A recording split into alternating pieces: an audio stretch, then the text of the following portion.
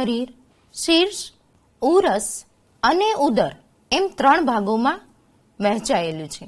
આપણું શ્વસન તંત્ર શીર્ષથી શરૂ થઈને ઉરસ ગુહા સુધી લંબાયેલું છે.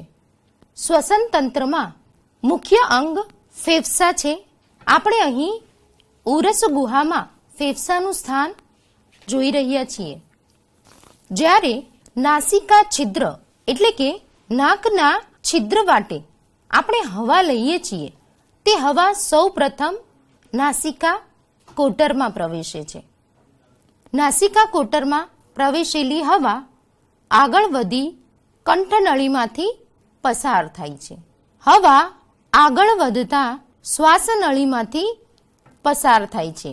તમે અહીં જોઈ શકો છો કે શ્વાસનળી આગળ જતા 2 ફાટાઓમાં વિભાજિત થયેલી છે.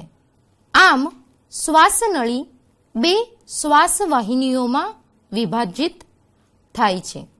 શ્વાસવાહિની ફેફસામાં પ્રવેશી અનેક નાની નાની શ્વાસ વાહિકાઓમાં વિભાજિત થાય છે અને આ શ્વાસ વાહિકાઓ વાયુકોષ્ઠમાં ખુલે છે. વાયુકોષ્ઠ અનેક રુધિર કેશિકાઓના જાળાથી આવૃત હોય છે. તમે અહીં ઉરસ ગુહામાં ફેફસા જોઈ શકો છો. મનુષ્ય 2 ફેફસા ધરાવે છે. અહીં પીઠ પરથી ફેફસા કેવા દેખાશે તે દેખાવ આપેલો છે. ફેફસાની નીચે ઉરોદર પટલ આવેલું હોય છે. આ ઉરોદર પટલ નીચેની બાજુ ખસે છે અને વળી પાછું મૂળ સ્થિતિમાં પણ આવી શકે છે. એટલે કે એક જાતના રબર જેવું સ્થિતિસ્થાપક ઉરોદર પટલ હોય છે. સામેથી એટલે કે મોં તરફથી જોતા ઉરોદર પટલનો દેખાવ અહીં આપેલો છે અને પીઠ તરફથી જોતા ઉરોદર પટલનો દેખાવ અહીં તમે જોઈ શકો છો.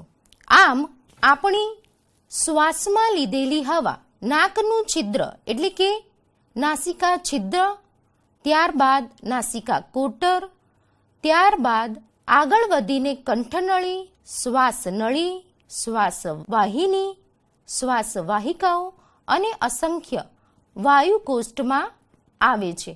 આપણા ફેફસા પાસળીઓ વડે રક્ષાયેલા હોય છે.